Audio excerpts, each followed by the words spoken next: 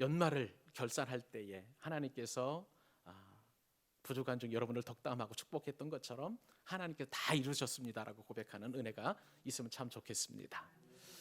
제가 가끔씩 설교를 하다 보면 유명 인사들의 그 말을 인용할 때가 있습니다. 대부분 어려운 말인데요.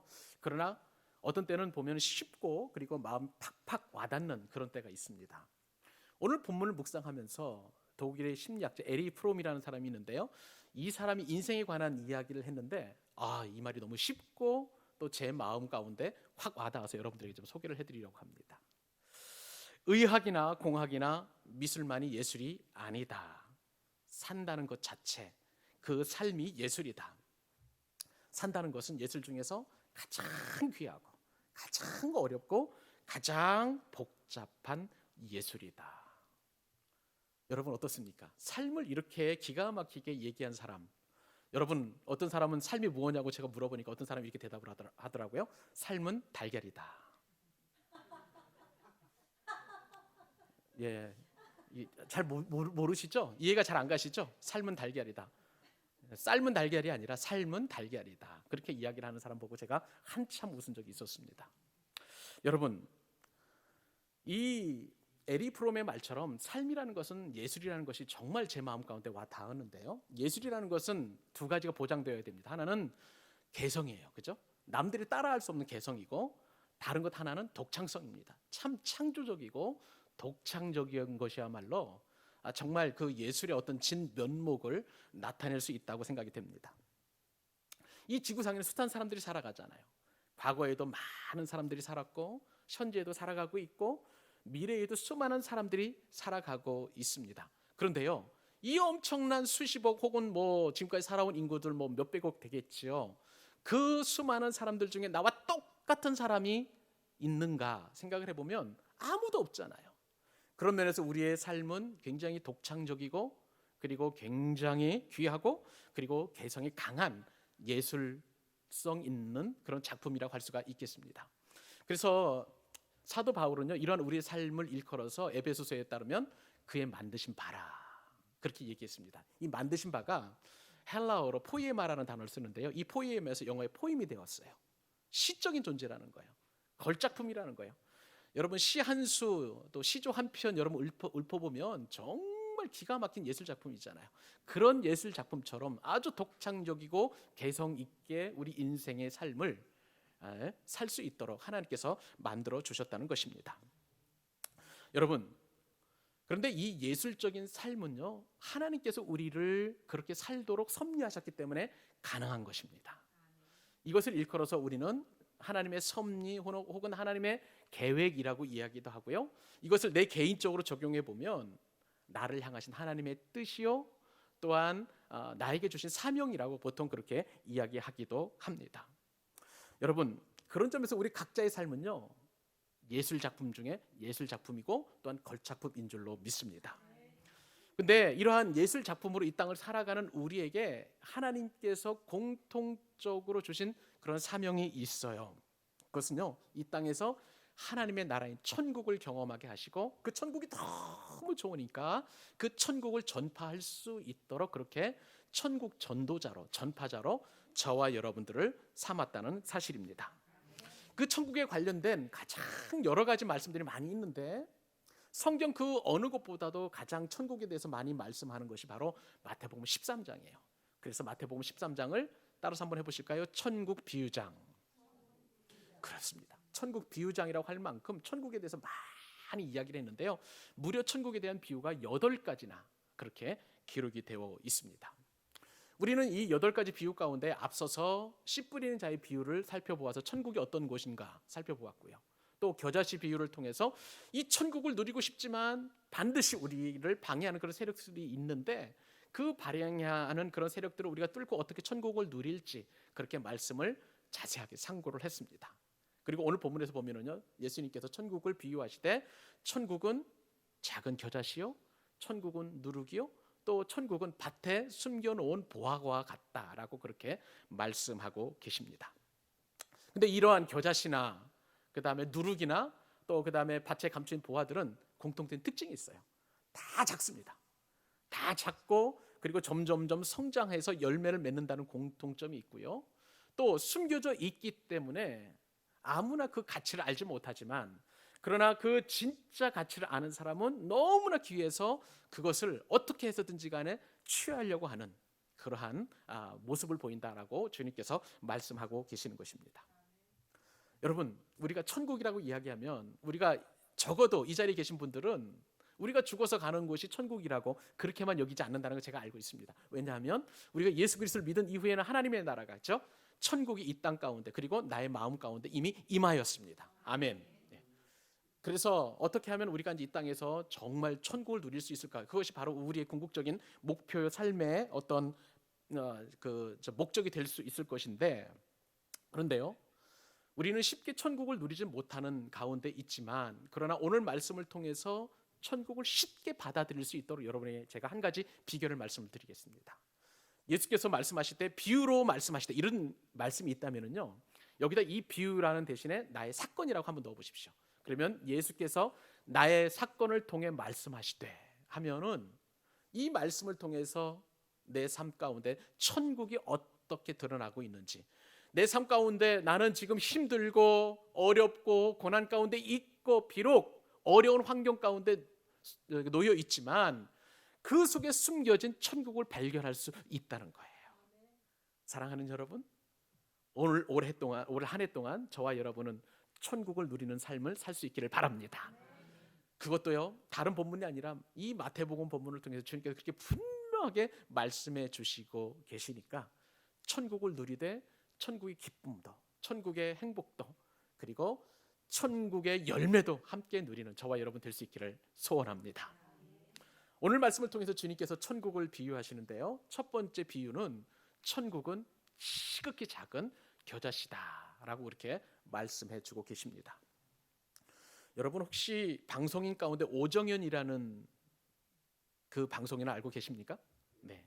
이 오정연이라는 그 분은 여성이고요, 서울대학교를 졸업을 했습니다. 그리고 KBS 아나운서로 활동하다가 프리를 선언을 해서 지금은 이제 탤런트 겸 MC 겸 그렇게 이제 활동을 하고 있는데, 이렇게 이제 여러 대중 앞에 나설 정도로 키도 크고 미모도 탁월하고, 그리고 우리나라의 최고 학력을 지닌 그러한 여성이었습니다. 그런데 이 오정연이라는 방송인이 엊그저께 TV에 나와가지고 어떤 얘기를 하냐면요, 지난 1년 반 동안 나의 삶은 지옥이었다, 이렇게 얘기를 하는 거예요. 지옥이었다.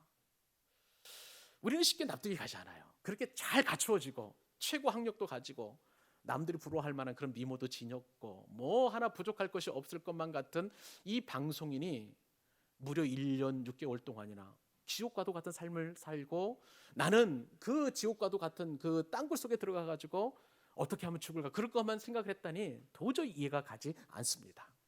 그런데 알고 보니까요, 이 방송인 오정연 씨에게 한 가지 사건이 있었어요. 지난 2017년도에 한 남자를 만나게 되었습니다. 뭐 여러분 누구라고 얘기할 수는 없지만 우리가 잘 아는 원조 아이돌이에요. 그 아이돌 가수인데, 그 아이돌과 가수가 사귀는데, 근데 이 남자가 어떤 일을 했냐면은 이 오정연 씨와 교제를 하면서 동시에 다른 여성과도 교제를 한 거예요. 그리고 오정연 씨가 이것 사실을 알게 된 거예요.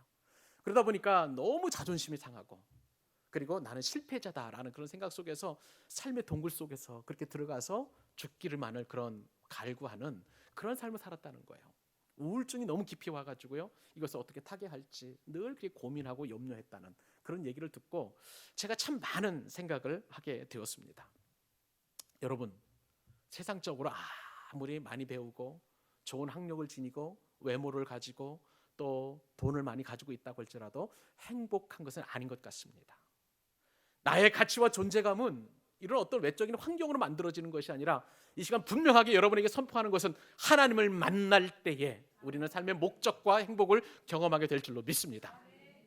우리는 그것을 너무나 잘 알고 있는데, 근데 오늘 예수님의 말씀을 보니까 우리 같은 이 예술 작품 같은 우리 인생, 우리 한 사람 한 사람을 의외로 예수님께서는 작은 겨자씨로 그렇게 만드셨다는 거예요.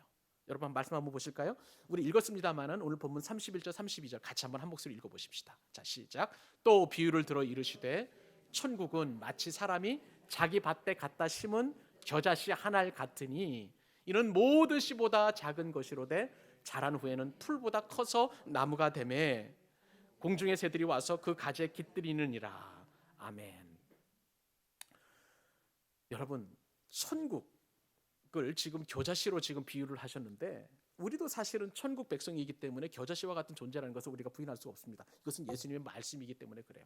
그러면 하고 많은 것 중에서 왜 예수님께서 이처럼 작은 겨자씨를 가지고 천국을 말씀하시고 우리에게 천국 백성이라고 그렇게 말씀하셨을까요? 여기에는 세 가지 이유가 있습니다. 첫 번째 이유는요, 우리가 작은 것의 가치를 인정해야만 하기 때문에 예수님께서는 천국을 겨자씨로 비유하셨습니다. 여러분, 주님께서 말씀하셨죠. 천국은 마치 자기 밭에 갖다 심은 모든 씨보다 작은 겨자씨 한 알과 같다라고 그렇게 말씀을 하셨습니다. 근데 여러분, 이스라엘을 갔다 오신 분들 가운데에 보통 선물을 하는데 현지에 가서 유대인들이 말고 또 그다음에 뭐 팔레스타인 그 사람들, 아랍 사람들이 그 성지 순례를 가게 되면은 그곳에서 이 조그만 비닐 봉지에다가 씨앗을 넣어서 이렇게 팝니다. $1 계속 이렇게 얘기를 해요.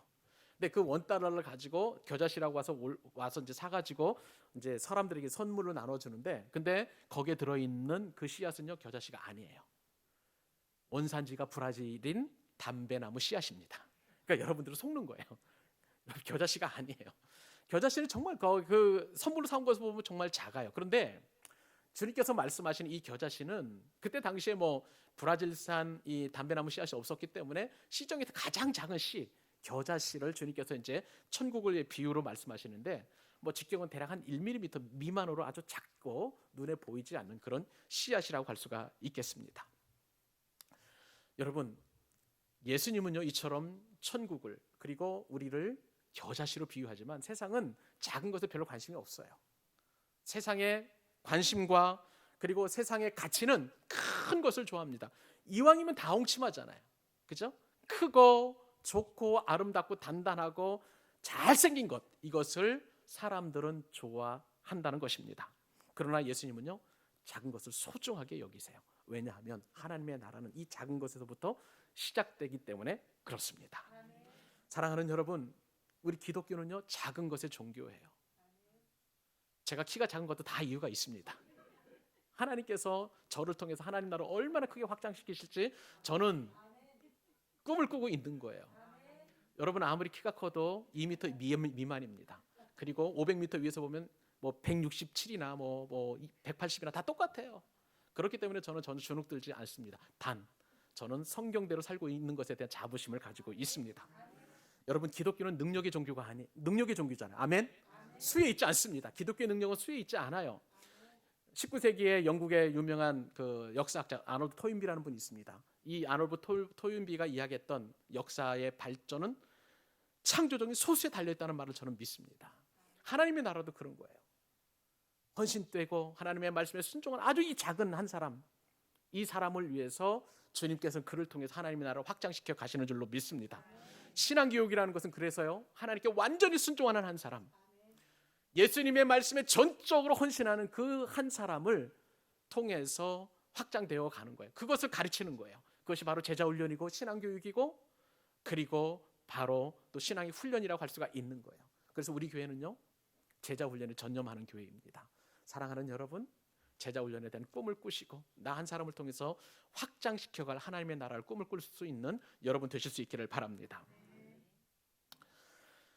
또한 천국이라는 것은 왜 작은 겨자씨를 주님께서 비유하셨냐면요, 두 번째 이유가 있는데요, 그것은 이 겨자씨를 통해서 점점 자라는 과정을 우리 예수님께서 보여주고 싶으셔서 이 천국을 겨자씨로 비유하신 것입니다. 겨자씨 하나님의 나라는요 가만히 있는 게 아니에요. 퇴보하는 것도 아닙니다.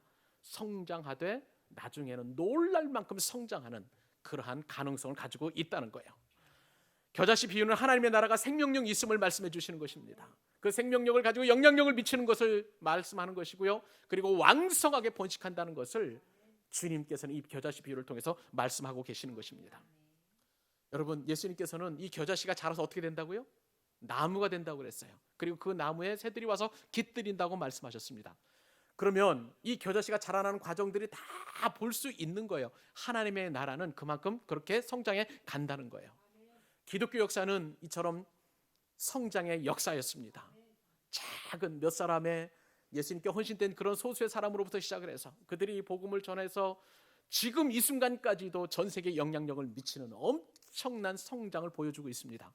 저는 이러한 겨자씨 말씀을 여러분에게 선포하면서 우리 광교 사랑의 교회도 주님께서 겨자씨처럼 지금은 비록 작지만 점점점 성장하는 은혜와 축복을 주실 줄로 믿습니다.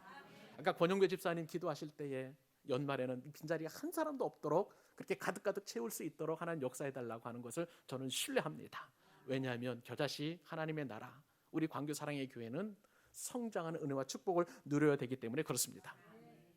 근데 여러분, 오늘 본문에 보니까 겨자씨가 자라서 이제 나무가 된다고 그랬어요.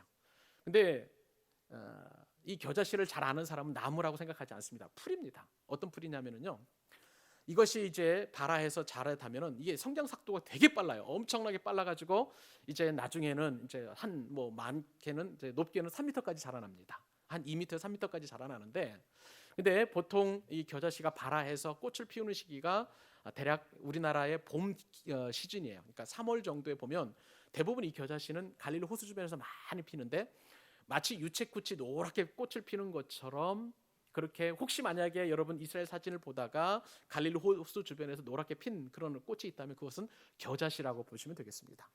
근데 주님께서는 이 겨자풀, 한 해살이 풀이 아니라 나무로 표현했어요. 그리고 그곳에 와서 새들이 깃든다고 말씀하셨습니다. 그것은요, 분명하게 성장하는 것을 말씀해 주시기 때문에 그런 이유로 이처럼 나무로 표현하신 거예요. 사랑하는 여러분, 하나님의 나라는 성장하는 것입니다. 저와 여러분도 하나님의 백성으로 성장하는 축복을 주신 거예요. 그렇기 때문에 우리는 결코 정체하거나 뒤로 물러서는 안 되는 것입니다. 성장하는 것은 그것이 어떤 기본으로부터 시작되는 게 아니라 전혀 가능성이 없다는 그 시작으로부터 시작이 되는 거예요. 겨자씨 작다고 말씀을 드렸습니다. 눈에 잘 보이지 않을 정도로 이렇게 작다고 얘기를 들었어요. 근데 이 작다는 것은 겸손을 의미하는 것입니다. 히브리서 철자 알파벳 자음만 있는데 22자인데요. 그중에 가장 작은 히브리 알파벳이 요드라는 거예요. 여러분 웹다운표처럼 작게 되어 있습니다. 근데 이 요드는 작지만 그러나 성장이라는 그런 뜻을 가지고 있어요. 저와 여러분 한 사람 한 사람들은 이처럼 작지만 그러나 성장의 가능성을 가지고 있고 생명력을 가지고 있고 마침내는 왕성한 번식을 하게 되는 축복을 누리게 될 줄로 믿습니다. 여러분 한 사람 한 사람들이 겨자씨 하나님의 나라가 되어서 여러분의 가정과 여러분의 직장과 여러분의 사업장과 여러분이 섬기는 모든 학교 가운데에 활발하게 성장하는 은혜와 축복이 있도록 주님의 이름으로 축복합니다. 또한 천국은 왜 겨자씨가 되어야만 할까요? 세 번째 이유가 있습니다. 그것은요, 반드시 열매가 나타난다는 사실입니다. 여러분 오늘 본문에서 예수님이 하신 말씀처럼 겨자씨가 성장해서 숲이 되었다는 것을 한번 상상을 해보세요. 그 숲에 가만히 있는 게 아니잖아요. 새들이 와서 다 깃들잖아요. 그러면 여러분 새들은 그 겨자나무 숲에서 둥지를 틀고 알을 품고 또 새끼를 부화시키고 이처럼 생육하는 일을 하게 되는 것입니다. 이것이 바로 열매예요. 겨자씨가 성장하고 자란 열매라고 할 수가 있는 것입니다.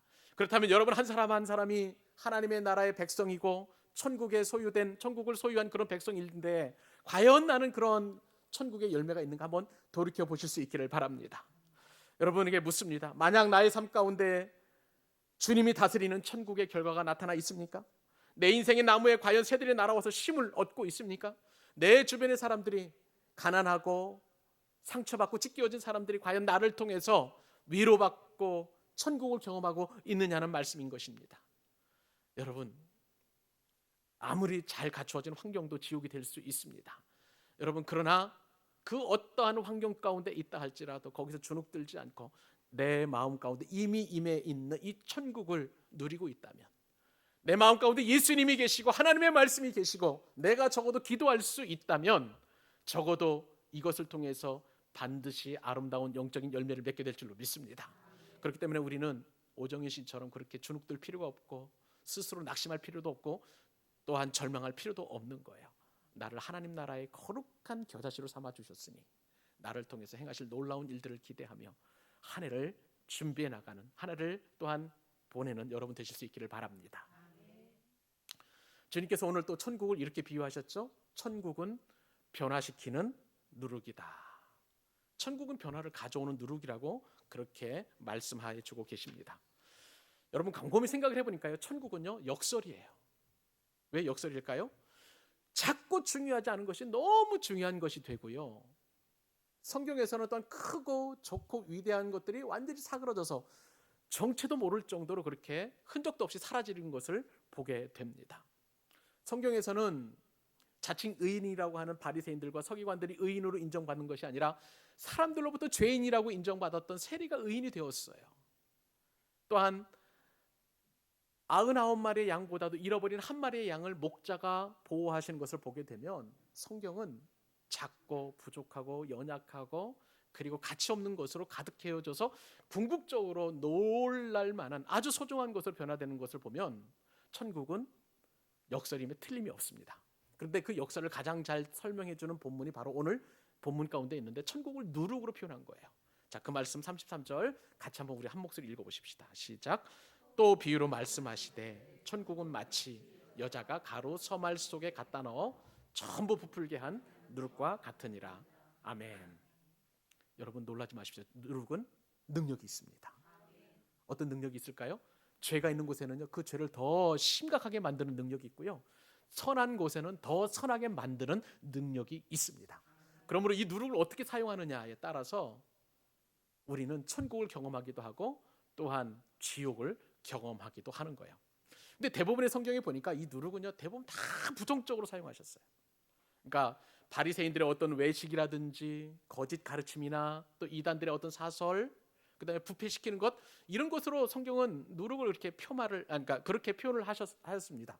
대표적으로 예수님께서 말씀하시기를, 그러니까 이 바리새인들에게 누룩을 조심하라, 바리새인들의 거짓된 가르침을 그렇게 주의하라고 말씀을 하셨고요. 또한 외식적인 그런 신앙, 그 겉모습, 그것도 바리새인의 누룩이니까 그것을 조심하라고 주님께서 누누이 말씀을 해주셨습니다. 그런데 가끔 이 누룩이 긍정적인 의미로 사용이 되게 되는데 오늘 본문이 아주 대표적인 본문이라고 할 수가 있겠습니다. 여러분 오늘 본문에 보니까 예수님께서는 천국은 마치 여자가 가루 서말 속에, 그러니까 서말이면 한 말도 아니고 두 말도 아니고 세 말이란 뜻이죠.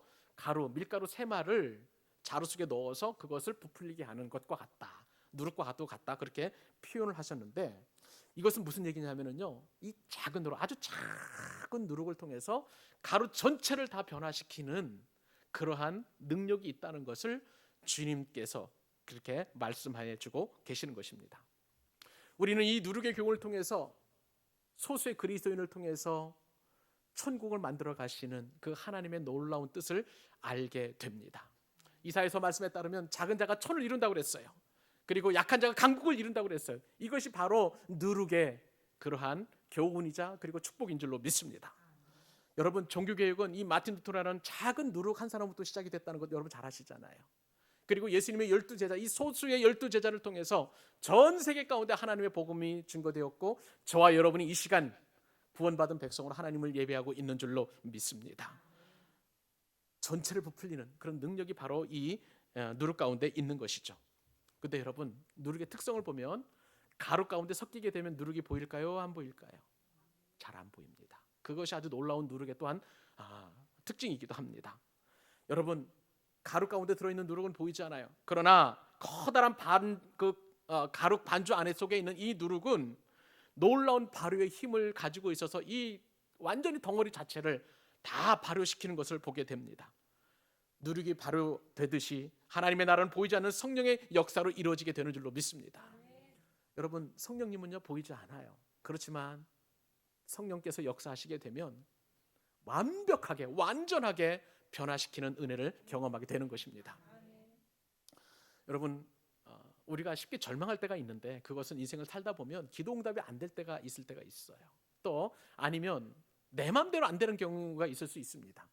여러분 남편 내 마음대로 됩니까? 안 됩니까? 안 돼요. 아내 내 마음대로 되나요? 안 되나요? 안 돼요. 여러분의 자녀들 보십시오. 좀 더 신앙생활 잘했으면 좋겠고, 새해에는 좀 뭔가 좀 정신 똑바로 차리고 정말 뭔가 좀 변화된 모습을 보였으면 좋겠습니다만 그게 안 된단 말이에요. 그런데 우리 가운데 소망을 두는 것은 그 심령 가운데 있는 성령님이십니다. 성령께서 역사하시면 완벽하게 완전하게 변화될 줄로 믿습니다.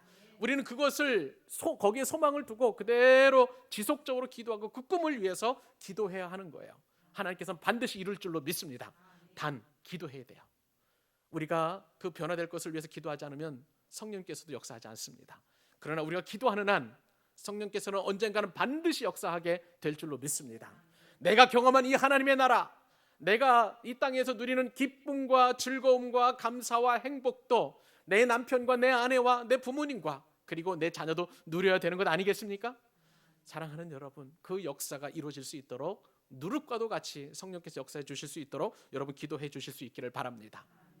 더불어서요, 우리 교회 안에서도 이처럼 누룩처럼 변화된 분의 또 섬김도 있어야 될 줄로 믿습니다. 우리가 하나님의 말씀에 귀를 기울이고 말씀을 깊이 깨닫게 되면 우리 가운데 성령께서 자원하는 심령을 주세요. 그러면 주일이 기다려집니다. 여러분, 우리 교회 성도님들 가운데 저만큼 주일을 기다리는 사람이 있을까 싶습니다. 새벽 기도에 가다 보면은요, 금요일 되면은 꼭 주일을 위해서 제가 기도해요. 주일날 전하는 자나 듣는 자가 다 같이 은혜될 수 있도록 위해서 기도하고요. 또 그 다음에 금요일날 토요일날 우리 성도님들이 잘 준비해서 은혜 받을 수 있도록 그렇게 기도합니다. 여러분들 그렇게 준비해 보십시오. 나부터 먼저 준비해 보십시오. 내가 먼저 누르게 되어서 내가 먼저 그렇게 작은 변화를 일으킬 수 있는 능력을 가진 자로서 내가 먼저 자원하는 심령을 갖고 예배를 사모할 수 있도록 그렇게 한번 사모해 보시자는 거예요. 이 새해에 그런 은혜를 사모하는 여러분 되실 수 있기를 바랍니다. 그런 의미에서 우리 교회가 좋은 밭, 마음 밭 갖기 운동을 하잖아요. 30분 전에 오는 것도 굉장히 중요한 거예요. 남이 먼저 와서 기도하기를 바라지 마시고 여러분 스스로 먼저 와서 기도하실 수 있기를 바랍니다. 내가 먼저 기도하면 여러분 다른 분들도 와서 기도하고 은혜를 사모하는 그런 축복을 누리게 될 거예요. 내가 먼저 한 영혼을 주께로 데려와 보십시다. 내가 먼저 한 사람을 교회로 인도해 보십시다. 여러분이 그 섬기시는 그 열정을 통해서 다른 분들에게도 그렇게 누룩처럼 번지게 하는 그런 효과를 거둘 수 있는 거예요. 사랑하는 여러분, 저와 여러분은 새해에는 거룩한 누룩이 되십시다. 변화시키고 또 섬기고 좋게 하고 하는 그런 능력의 소유자들 될 수 있기를 주님의 이름으로 축복합니다. 세 번째, 천국이 또한 과연 어떤 것일까? 오늘 본문을 통해 주님이 주시는 교훈은요, 천국은 감추인 보화와 같다는 사실입니다. 여러분 욥 잘 아시죠? 욥을 하나님께 어떻게 평가하셨냐면 우스 땅에 사는 온전하고 정직해서 하나님을 경외하고 악에서 떠난 사람이라고 그렇게 고백을 했습니다. 그렇지만 여러분 잘 아는 것처럼 욥은 엄청난 고통을 당했어요. 그 고통 속에서 하나님을 찾았습니다마는 하나님은 쉽게 드러나지 않았잖아요. 친구들과 논쟁하면서 하나님을 변호해봤지만 그 마음 가운데 상처가 어느 정도 생기기 시작했어요. 그러다가 이제 욥기서 끝장쯤으로 넘어가니까 모든 고난이 해결이 되고 욥이 고백한 바가 있습니다. 내가 예전에는 귀로만 하나님을 알았지만 이제는 눈으로 본다. 여러분, 하나님을 우리가 볼 수 있는 것은 하나님께서 역사해 주실 때만 가능한 거예요. 똑같은 예수님의 말씀이 선포되었지만 이 비유의 말씀을 제자들은 알아들었습니다마는 그러나 바리새인들과 서기관들은 알아듣지 못했어요. 그렇기 때문에 예수님께서는 이 비유로 말씀하셨다고 오늘 본문에서 기록하고 계십니다. 34절 35절 예수께서 이 모든 것을 무리에게 비유로 말씀하시되 비유가 아니면 아무것도 말씀하지 아니하셨으니 이는 선지자를 통하여 말씀하신 바 내가 내 입을 열어 비유로 말하고 창세부터 감추인 것들을 드러내리라 함을 이루려 하심이라. 예수님께서 이처럼 비유로 말씀하신 것은요, 하나님의 말씀에 순종하시기 위하신 거예요. 하나님이신, 그러면서 참 인간이신 예수님께서도 그 하나님의 말씀에 순종하기 위해서 비유로 말씀하셨는데 그 비유로 말씀하신 이유는 창세로부터 이 놀라운 진리가 감춰져 있는 것인데 그것을 밝히 드러내기 위해서 주님은 비유로 말씀하셨다라고 지금 말씀하고 계십니다. 여러분 아까 비유를 뭐라고 말씀하셨나요? 나의 사건이라고 말씀드렸어요. 그러므로 내게 사건이 없다는 것은 비유로 말씀하신 하나님의 말씀을 쉽게 이해할 수 없다는 그런 말씀과 동일합니다. 여러 가지 사건 속에서 말씀하신 하나님의 음성을 들을 수 있는 건데요. 저는 엊그제 이제 권영배 집사님 사업장을 방문하면서 오늘 말씀과 이 말씀이 참 잘 이렇게 맞들어지는 그런 어떤 말씀을 들은 적이 있습니다. 권 집사님 이렇게 교회를 다니게 된 배경을 이야기하면서 이제 다 설명을 하지 않았습니다만 제가 아는 범위 내에서 이렇게 말씀을 드리면 권 집사님에게도 사건이 하나 있었어요. 옛날에 그 안산에서 있는 어떤 중소기업에서 뭐 임원급으로 그렇게 근무를 했었습니다. 그런데 그 회사가 점점 좀 어려워지게 되고 또 문제가 생겼는데, 그래서 회사가 자금난에 처하게 되자 임원이니까 이제 집을 담보로 잡고 보증을 쓴 거예요. 그 돈이 엄청난 돈이었습니다. 근데 이 회사가 망하게 되니까 그 보증을 떠안게 되었고 집사님 하루아침에 그냥 신용불량자가 된 거예요. 참 엄청난 사건이었죠. 젊은 나이에 그런 사건을 겪게 되면 여러분들은 어떻게 되겠습니까? 삶이 참 쉽지 않을 거예요. 근데 권 집사님은 그런 상황 속에서도 가족을 위해서 그리고 생존을 위해서 이제 기술을 배우게 되었는데, 이른 새벽에 일어나가지고 저 안산 시와로부터 시작을 해서 강남까지 가서 스시 기술을 배우는데, 그 헌신도 엄청날 뿐만 아니라 또 그 스시 기술을 가르쳐주는 선배들이 다 권 집사님보다 나이가 다 젊은 사람들이에요. 어린 사람들이에요. 그 사람들에게 참 좋은 말 듣지도 못하고 그리고 굽신거리면서 기술을 하나하나 배워가는 그 이야기를 했었습니다. 그러면서 이 사건을 통해서 신앙생활을 하고 그다음에 주님을 더 깊이 만나게 되는 그런 계기가 되었다고 이야기를 했는데, 오늘 말씀처럼 이 비유가 사건이 되어서 하나님께서 감춰 놓으신 어려운 환경 속에서도 주님을 만날 수 있는 이 천국을 경험하게 하셨다는 거예요. 사랑하는 여러분, 사건은 여러분들에게 천국인 줄로 믿습니다. 근데 그 사건은 감춰져 있어요. 이 속에서 어떤 사람은 삶을 포기하거나 절망하거나 낙심할 수 있지만, 그러나 어떤 사람에게는 그것이 오히려 하나님을 만나고 천국을 경험하게 되는 놀라운 사건이 되게 될 줄로 믿습니다. 근데 주님께서 말씀하시되 이 감춰진 천국을 주님께서 오늘 본문에서 이렇게 말씀하시는 거예요. 44절 같이 한번 읽어볼까요? 시작. 천국은 마치 밭에 감추인 보화와 같으니 사람이 이를 발견한 후 숨겨두고 기뻐하며.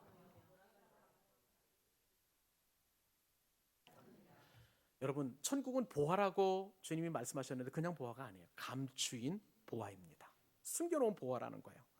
겨자씨도 감춰졌고 그러고 보니까 누룩도 감춰진 것 같습니다. 그리고 오늘 본문에서 예수님께서는 천국도 또한 감추어진 보화라 이렇게 말씀하시는 거 보니까 천국은 숨겨진 거예요. 그리고 이 천국을 발견하게 되었는데, 이 발견한 것은 자기 스스로 발견할 수가 없습니다. 하나님이 은혜를 주셔야만 발견할 수 있는 거예요. 우리가 하나님의 말씀을 깨닫는 것도, 우리가 은혜를 받는 것도 하나님이 은혜를 주시고 깨닫게 해주셔야만 가능한 것이지 내 힘으로 할 수가 없잖아요. 그렇기 때문에 천국은 감춰진 것이고 하나님께서 밝히 드러내 주셔야만 하는 것입니다. 근데 오늘 본문에 보니까 이 천국은 항아리 속에 묻어둔 보화와 같다고 그랬습니다. 예수님 당시에 그때는 외세 침략이 많았기 때문에 지금처럼 은행이 있어서 은행에 이러한 보화를 보관할 수 없어요. 그렇기 때문에 땅속에 항아리에 넣어가지고 땅속에 묻었습니다. 여러분, 옛날에 2011년도에 보니까요, 우리나라에도 땅속에 보화를 묻어둔 사건이 하나 있었습니다. 2011년 4월에 저 전라북도 김제라는 그 마을밭에서 심사인당 발굴 사건이 있었습니다. 마늘밭에 이제 그것을 뒤집어 엎기 위해서 포크레인 기사가 마늘밭을 팠더니 거기서 5만 원권 덩어리가 나왔는데 7억 원이 나온 거예요. 근데 그 옆에를 또 팠습니다. 그랬더니 더 많은 돈이 나와서 이번에 27억 원이 나왔어요. 그 포크레인 기사 깜짝 놀래가지고 그래서 경찰에 신고를 했습니다. 근데 경찰이 와서 혹시나 하는 마음으로 또 설마 더 돈이 없겠지. 뭐 이 마늘밭에 돈이 있어봐야 여기는 뭐 은행도 아니고 금고도 아니고. 그런데요, 포크레인 기사가 다 팠더니 그 마늘밭에서 5만 원권 지폐가 22만 장, 우리나라 돈으로 110억 원 정도가 나왔습니다. 그럼 별로 껌값이라고 생각하니까 놀라지 않으시는군요. 110억 원을. 근데요, 그것은 놀랍게도요 도박 불법 자금이었어요. 불법 도박 자금이었습니다. 그런데 오늘 예수님께서 말씀하신 이 항아리 속에 묻어둔 보화는요, 그거보다도 너무나 귀하고, 그리고 이것은 더러운 것이 아니라 너무나 순수하고 깨끗하고 고결한 보화인 것입니다. 주님께서는 그것을 숨겨 놓았는데 이 사람이 밭을 기경하다 그것을 발견하게 된 거예요. 그런데 보니까 그 밭은 자기 밭이 아니에요. 소작을 아마 했던 것 같습니다. 그런데 이것을 놓고 기뻐하다가 돌아가서 이제 자기 있는 모든 소유를 다 팔아가지고 그 밭을 샀다는 거예요. 우리는 이해가 안 가죠. 그냥 항아리만 빼내와서 보화를 취하면 될 거잖아요. 그런데요, 이 사람은 보화의 가치를 알았던 것입니다.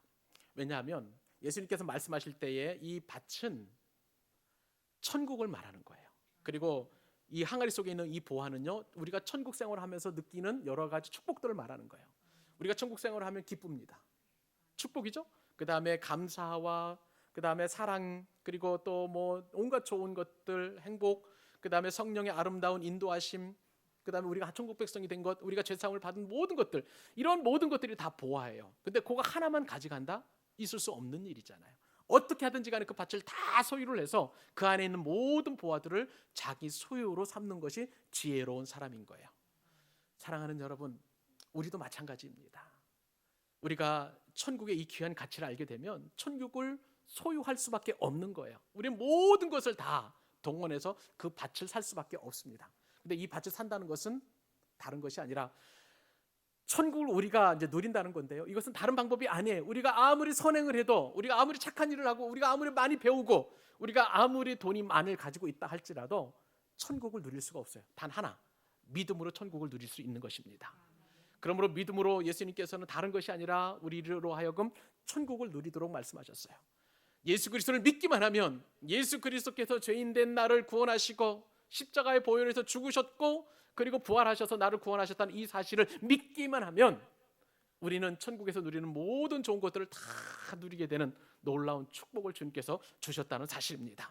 그러므로 우리에게는 믿음이 필요한 거예요. 여러분, 그 믿음은 겨자씨처럼 작습니다. 누룩처럼 눈에 보이지 않습니다. 그러나 그것이 생명력 있고 왕성하게 자라나서 나중에는 많은 열매를 맺고 이 땅에서 우리로 하여금 진짜 천국의 삶을 누릴 수 있도록 인도해 주시는 줄로 믿습니다.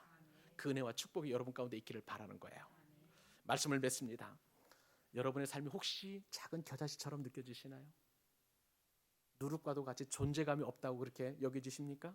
아니면 밭을 소유한 그 소장농처럼 아주 형편없는 그러한 사람이라고 여겨지십니까? 설령 여러분의 형편과 처지와 환경이 그렇다고 할지라도 결코 낙심하거나 두려워하지 마시기 바랍니다. 여러분 안에 내주하시는 예수님은 겨자씨보다도 크시고 겨자씨를 통해서도 성장시키시고 열매 맺게 하시고 작은 누룩을 통해서도 가로 서말을 완벽하게 완전하게 부풀리게 하실 수 있는 권능을 가지고 계신 분이십니다. 그 예수님이 계시기 때문에 저와 여러분은 이 땅에서 천국을 누릴 수 있는 거예요. 천국을 누리는 여러분 되시기를 주님의 이름으로 축복합니다. 기도하십시다.